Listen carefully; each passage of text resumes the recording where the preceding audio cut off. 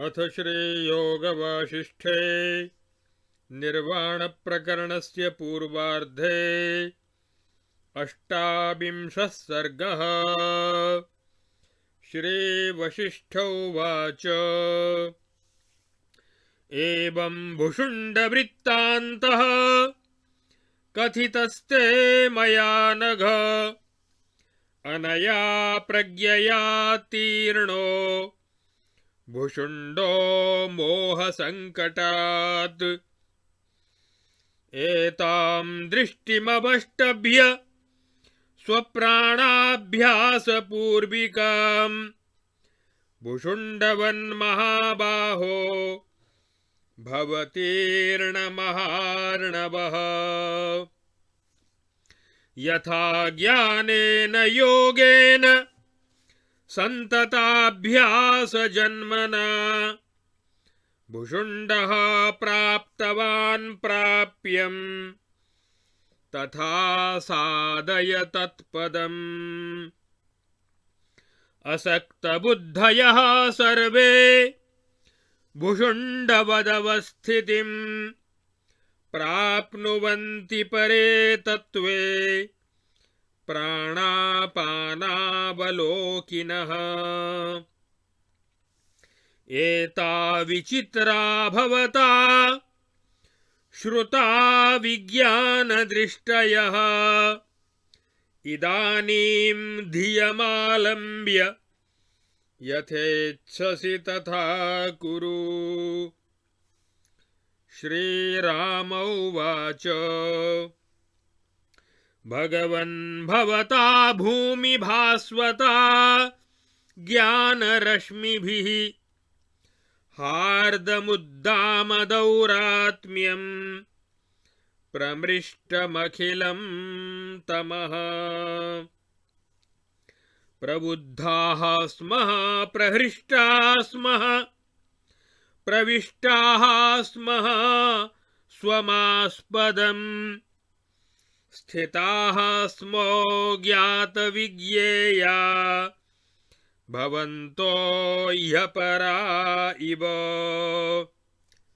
अहो भुषुण्डचरितं परं विस्मयकारकं भगवन् भवता प्रोक्त उत्तमार्थावबोधनम्। भुषुण्डचरिते ब्रह्मन् एतस्मिन् कथिते त्वया यच्छरीरगृहं प्रोक्तं मांसचर्मास्थिनिर्मितं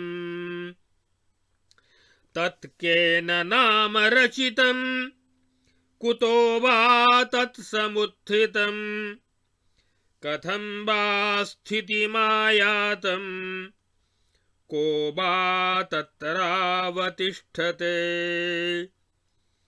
श्रीवसिष्ठ उवाच परमार्थावबोधाय दोषापाकरणाय च शृणु राघव तत्त्वेन वक्ष्यमाणमिदं मया। अस्थिस्थूणं नवद्वारं रक्तमांसावलेपनं शरीरसदनं राम न केनचिदिदं कृतम्। आभासमात्रमेवेद मिथ्यमेवाबभासते द्विचन्द्रविभ्रमाकारं सदसच्च व्यवस्थितम्। द्विचन्द्रदर्शनविधौ चन्द्रद्वित्वं सदैव हि वस्तुतश्चैक एवेन्दुः स्थितो देहस्तथैव हि। देहप्रत्ययकाले हि देहोऽयं समवस्थितः असन्नेव च सत्तस्मात् प्रोक्तः सदसदात्मकः।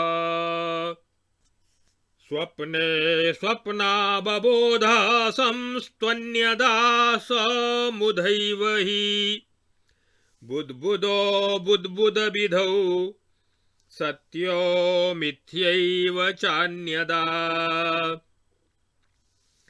देहो देहविधौ सत्यो ह्यसत्य इतराद्विधौ प्रतिभासविधौ तावज्जलं सदसदन्यदा प्रतिभासविधौ देहः सन्नसंश्चान्यदा स्मृतः आभासमात्रमेवेदमित्थं सम्प्रतिभासते अयं नामाहमित्यन्तर्गृहीतमननं स्थितं मांसास्थिमयनिर्माण देहोऽहमिति बिभ्रमम् त्यज संकल्पनिर्माणदेहाः सन्ति सहस्रशः सुखतल्पगतो येन स्वप्नदेहेन दिक्तटान् परिभ्रमसि हे राम सदेहस्ते क्व संस्थितः जागरायां मनोराज्ये येन स्वर्गपुरान्तरम्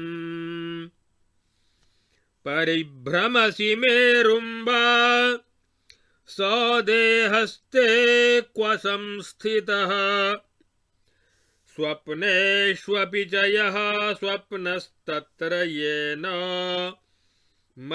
महीतटान् परिभ्रमसि हे राम सदेहस्ते क्व संस्थितः मनोराज्यं मनोराज्ये महद्विभवभूमिषु परिभ्रमसि येनेह सदेहस्ते क्व संस्थितः गतैर्देहैर्मनोराज्ये या विचित्रा जगत्क्रियाः प्रकरोषि महाबाहो ते देहास्ते क्व संस्थिताः विलासिन्यानुरागिण्या येन संकल्पकान्तया निर्वृतिं यासि देहेन सदेहस्ते क्व संस्थितः एते राम यथा देहा मनसः सदसन्मयाः तथैव तादृशाचारो देहोऽयं मनसः स्मृतः इदं धनमयं देहो देशोऽयमिति बिभ्रमः तत्सर्वं चित्तवीर्यस्य संकल्पस्य विजृम्भितं दीर्घस्वप्नमिमं विद्धि दीर्घं वा चित्तविभ्रमम् दीर्घं वापि मनोराज्यं संसारं रघुनन्दन प्रबोधमेष्यसि यदा परमात्मेच्छया स्वया द्रक्ष्यसि त्वं तदा सम्यक् इदमर्कोदये यथा स्वप्नसंकल्पजालेन यथान्यैव जगत्स्थितिः तथैवेयं हि संकल्पकलना काचिदेव हि यथा पूर्वं मयोत्पत्तिः प्रोक्ता कमलजन्मनः मनसः स्वयमेवान्तः संकल्पकलनोद्भवा विचित्ररचनोपेतं मनस्तत्रात्तविभ्रमम् संकल्पकलनामात्रं तथेदमभासनं यथा कल्पित आभासो मनसोऽब्जजतां गतः देहाद्विचिन्तितो देहः स्थितोऽन्यस्तद्वदेव हि प्राक्प्रवाहचिराभ्यस्तो वासनातिशयेन यः तथैव दृश्यते देहस्तथा कृत्युदयेन सह पौरुषेण प्रयत्नेन संकल्पो ह्ययमेव चित् अन्यथा भाव्यते राम भूयते तदिहान्यथा अयं सोऽयं ममायं च संसार इति भाविते सत्यो यो भाव्यते राम भावनादार्ढ्यसम्भवः भावितं तीव्रवेगेन यदेवाशु तदेव हि सर्वत्र दृश्यते राम कान्ते वात्यन्तवल्लभा अहर्व्यावृत्तिरभ्यस्ता यथा स्वप्नेषु दृश्यते तथायं भावनाभ्यस्तः संसारोऽप्यवलोक्यते यथा स्वप्नावनौ क्षिप्र महर्यदवभासते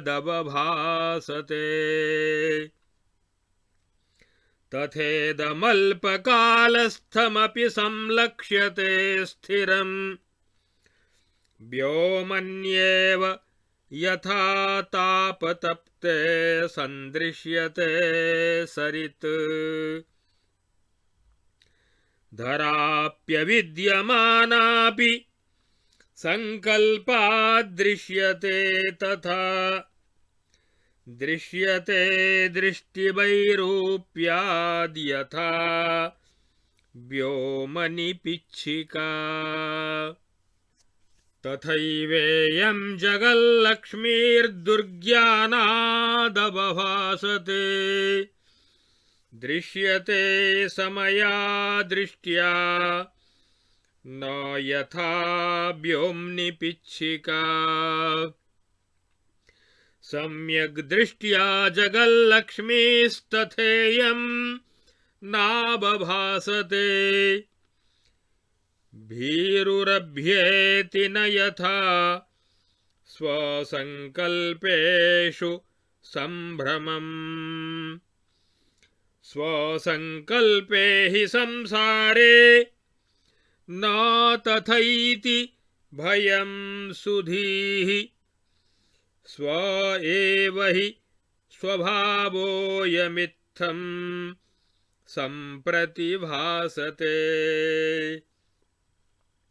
संसारसरणिस्थित्यां कस्मात् कोऽत्र बिभेति किम् स एव किञ्चित् संशोध्यः शुद्ध्या विमलतां गते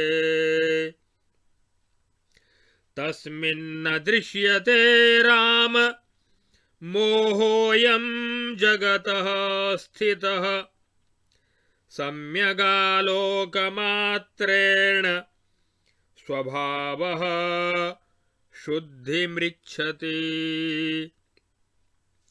न गृह्णाति मलं भूयस्ताम्रतामिव काञ्चनम् आभासमात्रमेवेदम् न सन्नासज्जगत्त्रयम् इत्यन्यकलनात्यागः सम्यगालोकनं विदुः मरणं जीवितं स्वर्गो ज्ञानमज्ञानमेव च चिदाभासादृते नास्तीत्येकता सम्यगीक्षणम् त्वमहं तादिसंसार इति मे न दिशो दश सर्वं स्वाभासमेवेति सम्यगालोकनं विदुः सदसन्मयसंसारे यथा भूतार्थदर्शनात् नास्तमेति न चोदेति सम्यगालोकनान्मनः निर्णीय सर्वभावानामसत्त्वं सत्त्वमेव च निष्कामं शान्तिमभ्येति सम्यगालोकनान्मनः न निन्दति न च स्तौति न हृष्यति न शोचते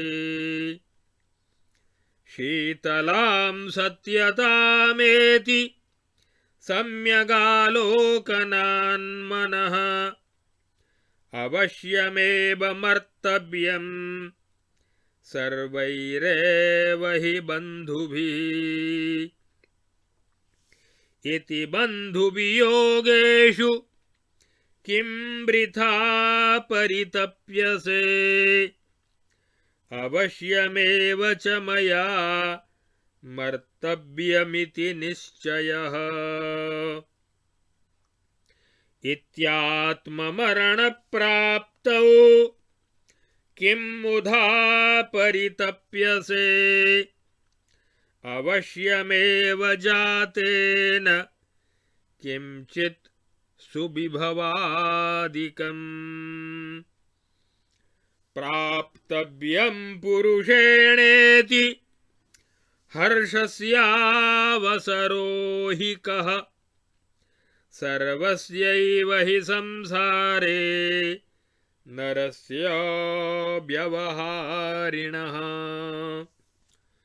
अर्थायाता भवत्यापच्छोकस्यावसरो हि कः बृंहत्युदेति स्फुरति बुद्बुदौघ इवार्णवे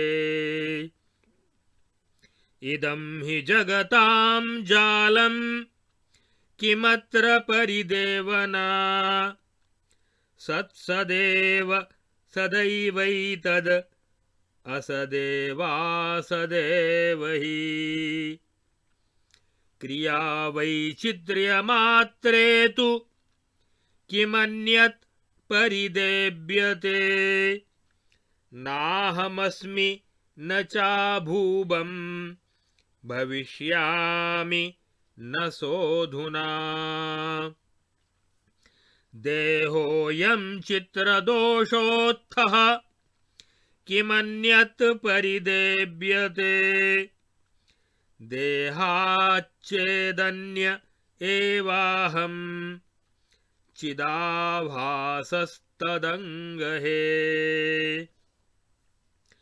कौ तौ मे सदसद्भावौ यन्निष्ठं परितप्यते इति निश्चयवत्स्वान्तं सम्यग्ज्ञानात्मनो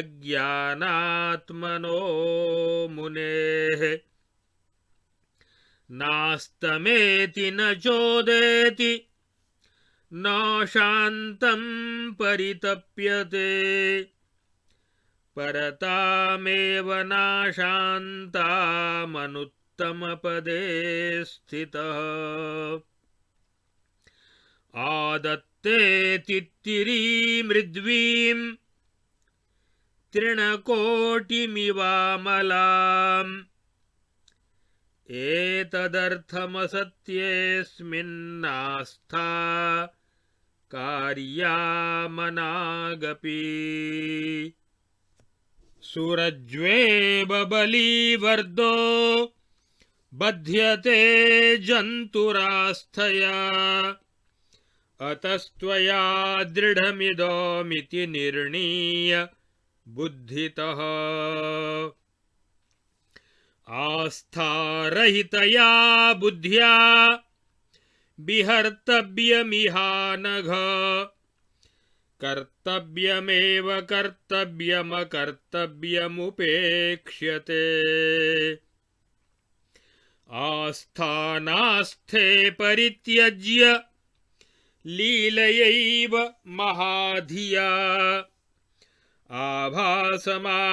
आभासमात्रमेवेदम् यस्य च प्रतिभासते सोऽन्तः शीतलतामेति दिनान्ते भुवनं यथा प्रतिभासं परित्यज्य पदार्थपटलब्रजे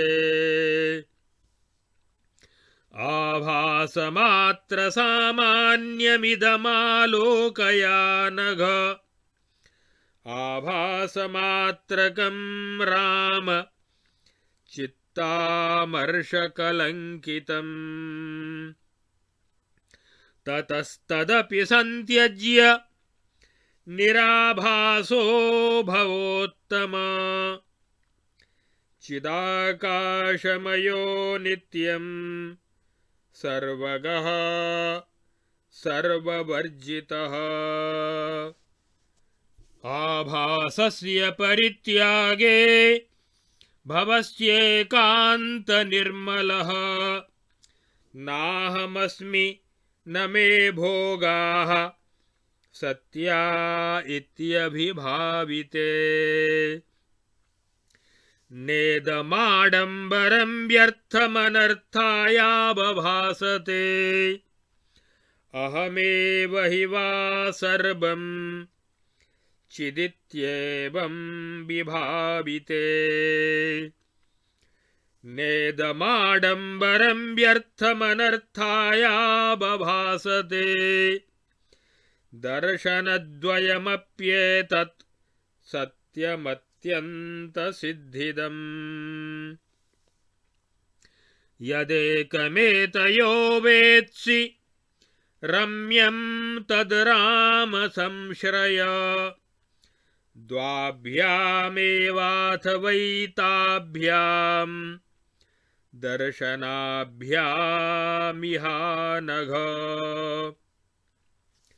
विहरन् कुरु कल्याण रागद्वेषपरिक्षयम् यत्किञ्चिदुदितं लोके यन्नभस्यथवा दिवि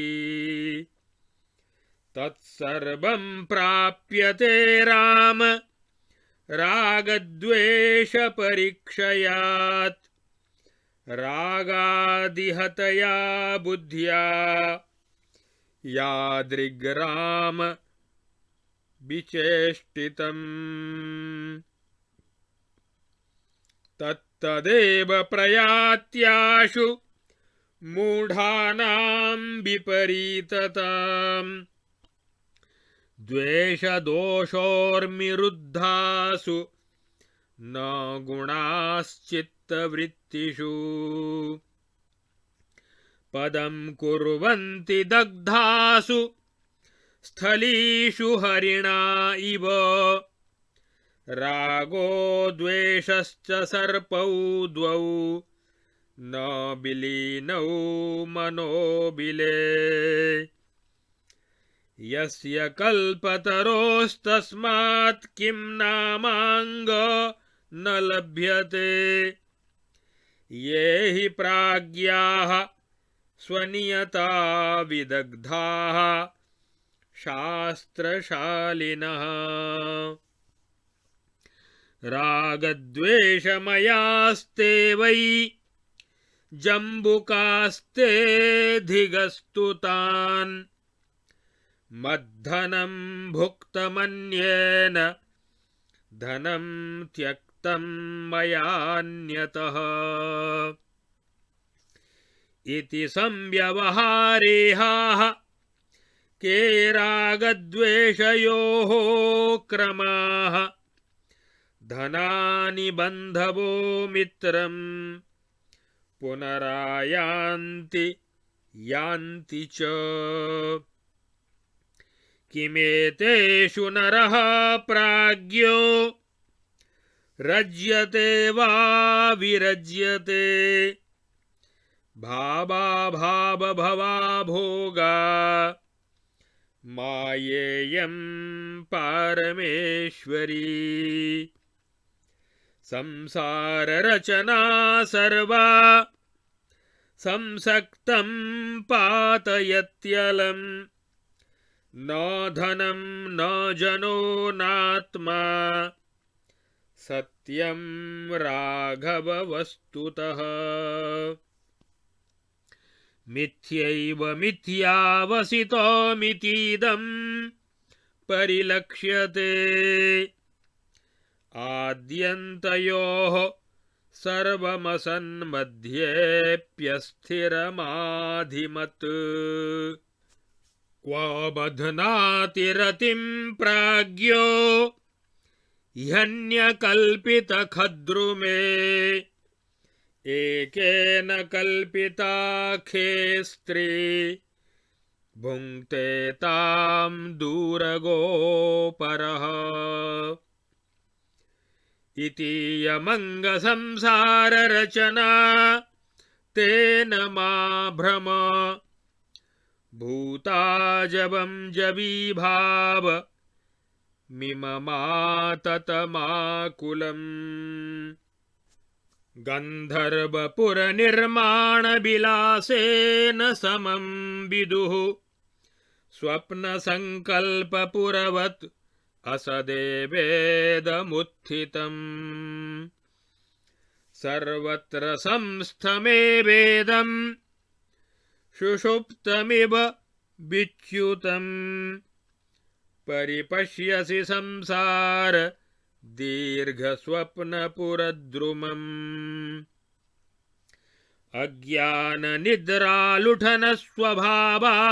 अज्ञाननिद्रालुठनस्वभावात्मकमच्युतम् संसारस्वप्नसम्भ्रान्तो भवानयमिह स्थितः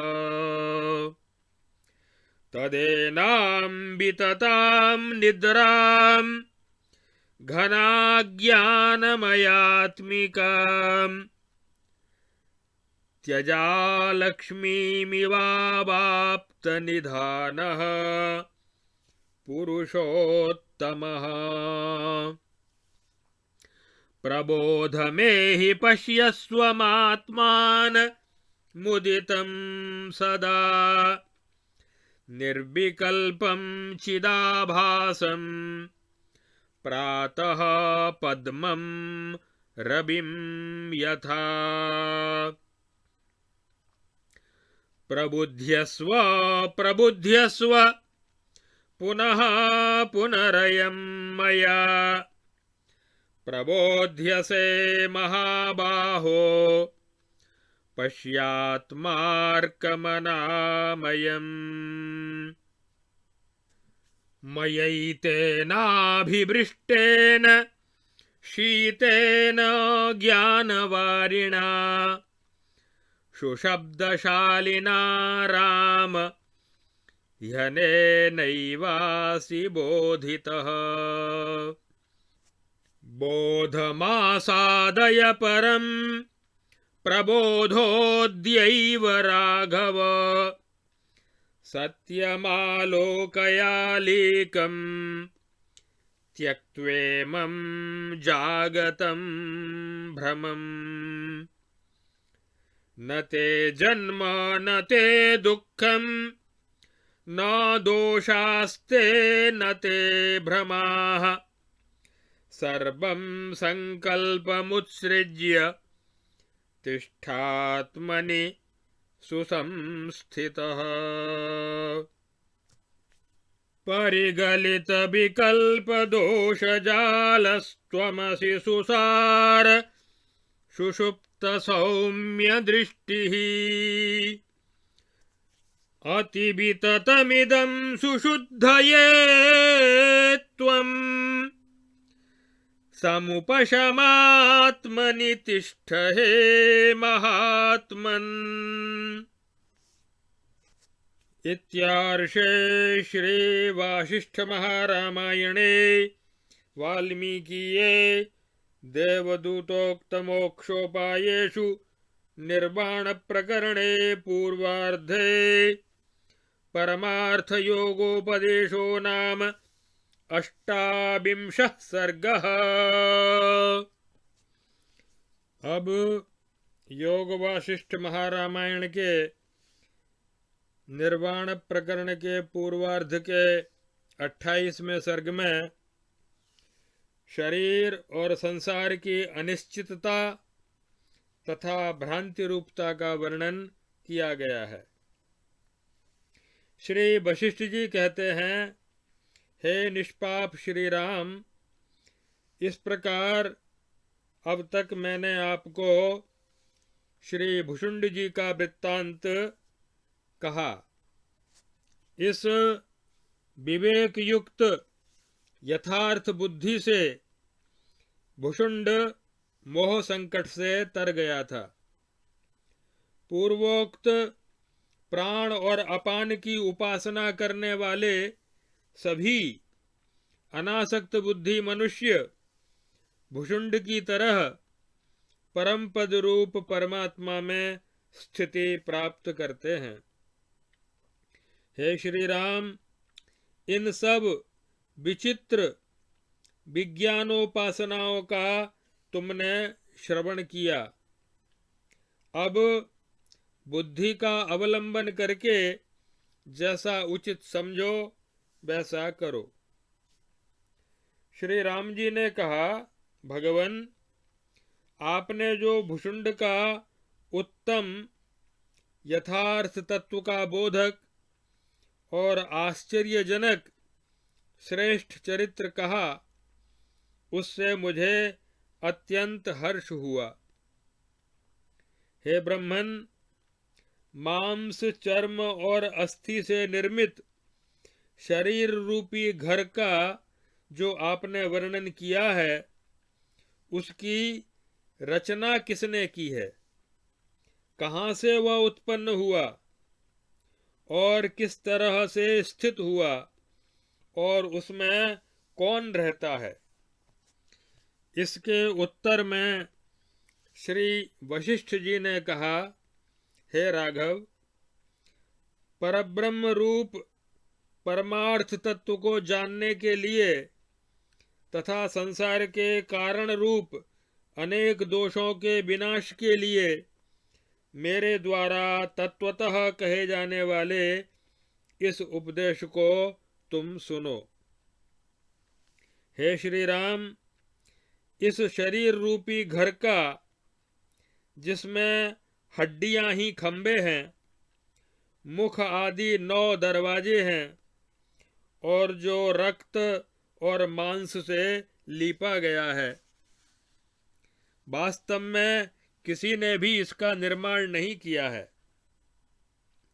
यह शरीर केवल आभास रूप झलक मात्र ही है। बिना निर्माता के ही अज्ञान से भासित होता है। यह देह प्रतीत होता है, इसलिए इसे सत कहा गया है, और वास्तव में यह नहीं है, इसलिए असत कहा गया है।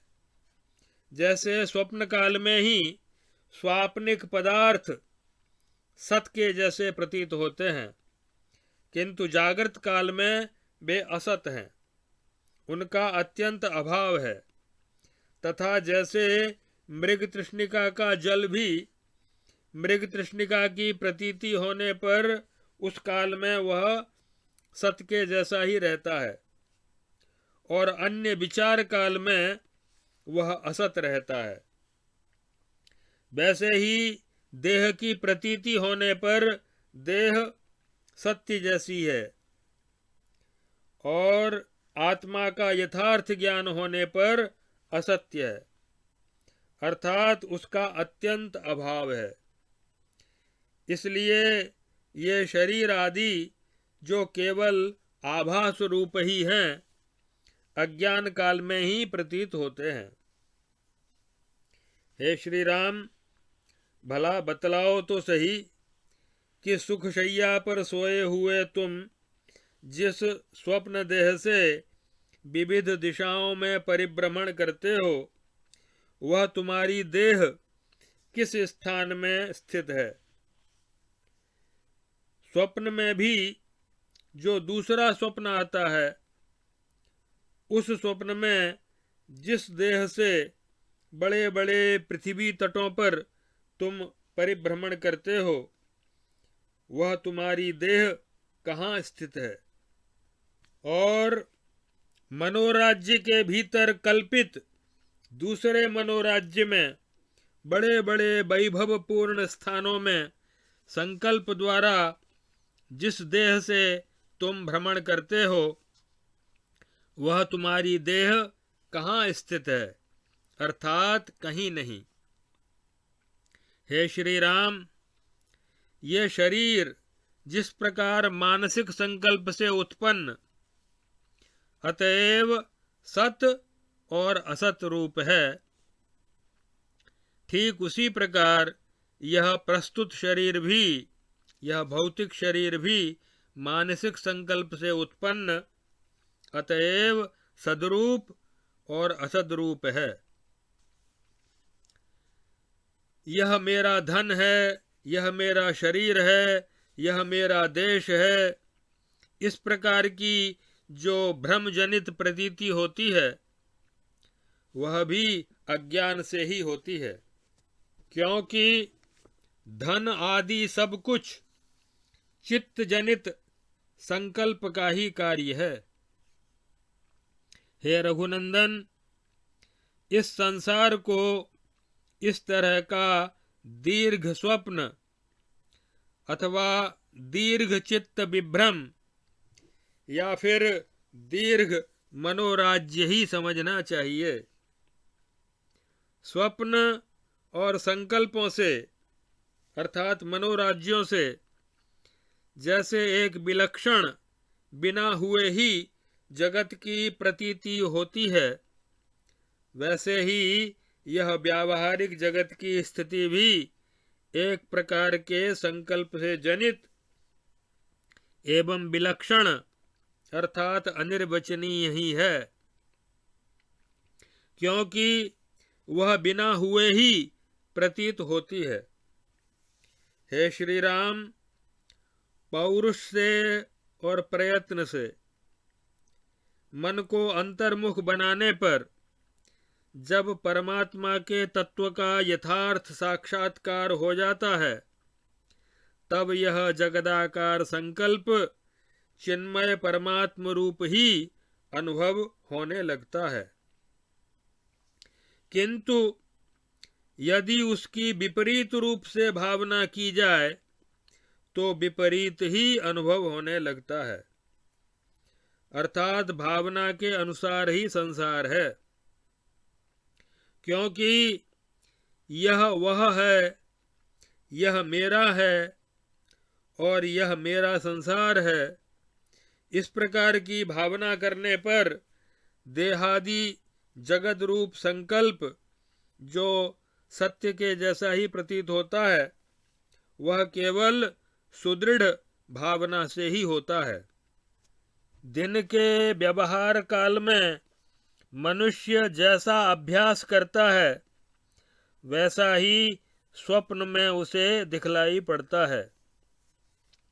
उसी प्रकार बार बार जैसी भावना की जाती है, वैसा ही यह संसार दिखलाई देता है।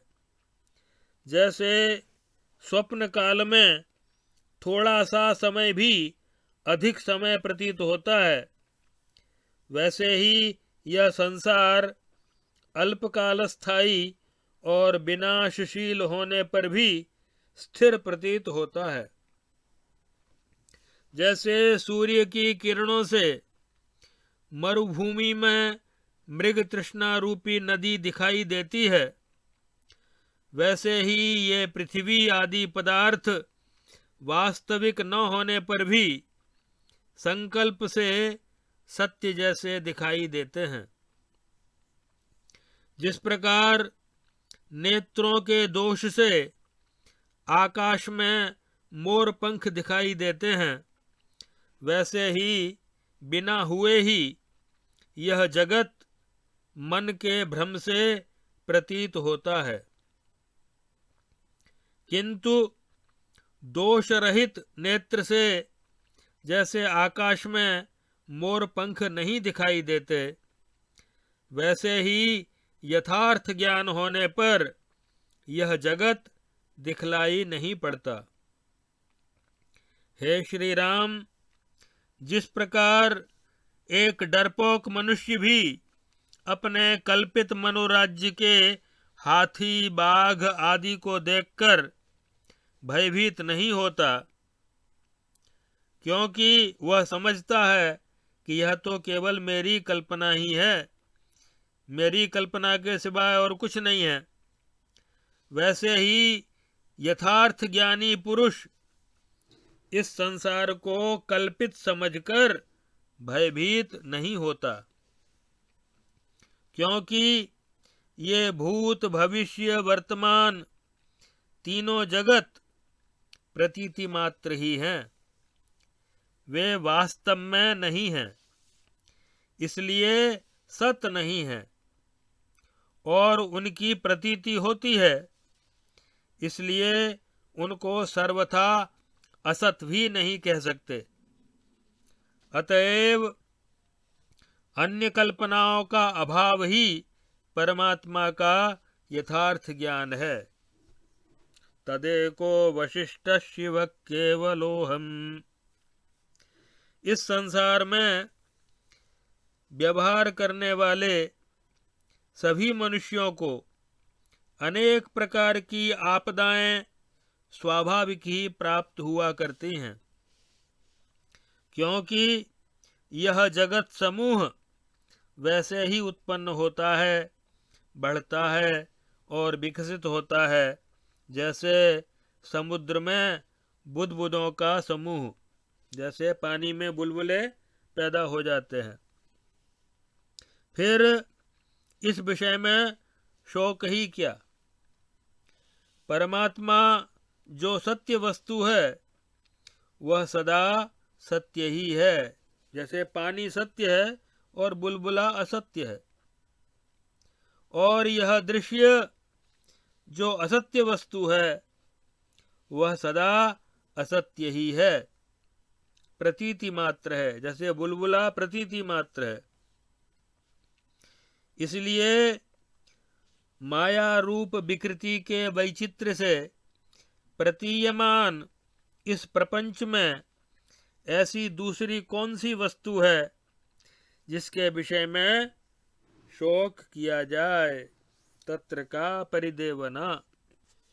इसलिए असत्यभूत इस संसार में तनिक भी आसक्ति नहीं रखनी चाहिए, क्योंकि जैसे रज्जू से बैल दृढ़ बंध जाता है, वैसे ही आसक्ति से यह मनुष्य दृढ़ बंध जाता है।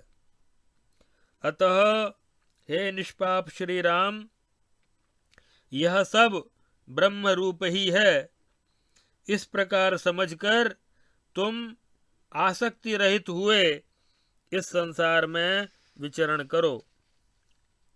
मनुष्य को विवेक बुद्धि से आसक्ति और अनासक्ति का परित्याग करके अनायास ही शास्त्र विहित कर्मों का अनुष्ठान करना चाहिए, और शास्त्र निषिद्ध कर्मों का कभी नहीं, अर्थात उनकी सर्वथा उपेक्षा कर देनी चाहिए। यह दृश्यमान प्रपंच केवल प्रतीति मात्र है, वास्तव में कुछ नहीं है। इस प्रकार जिस मनुष्य को भली भांति अनुभव हो जाता है, वह अपने भीतर परम शांति को प्राप्त कर लेता है। अथवा मैं और यह सारा प्रपंच चैतन्यात्मक परब्रह्म स्वरूप ही है, इस प्रकार अनुभव करने पर अनर्थकारी यह व्यर्थ जगत रूपी आडंबर प्रतीत नहीं होता। हे श्री राम, जो कुछ भी आकाश में या स्वर्ग में या इस संसार में सर्वोत्तम परमात्मा वस्तु है, वह एकमात्र राग और द्वेष आदि के विनाश से ही प्राप्त हो जाती है। किंतु राग द्वेष आदि दोषों से आक्रांत हुई बुद्धि के द्वारा जैसा जो कुछ किया जाता है, वह सब कुछ मूढ़ों के लिए तत्काल ही विपरीत रूप अर्थात दुख रूप हो जाता है। जो पुरुष शास्त्रों में निपुण और चतुर एवं बुद्धिमान होकर भी राग द्वेष आदि से परिपूर्ण हैं, वे संसार में श्रृगाल के तुल्य हैं। उन्हें धिक्कार है। धन, बंधुवर्ग और मित्र ये सब बार बार आते और जाते रहते हैं। यान्ति यास्यन्ति चापरे हर्षस्थान सहस्राणि भयस्थान शतानि च दिवसे दिवसे मूढ़म आविशन्ति न पंडितम। इसलिए उनमें बुद्धिमान पुरुष क्या अनुराग करेगा, अर्थात कभी नहीं। उत्पत्ति विनाशशील भोग पदार्थों से परिपूर्ण संसार की रचना रूप यह परमेश्वर की माया आसक्त पुरुषों को ही अनर्थ के गर्तों में ढकेल देती है।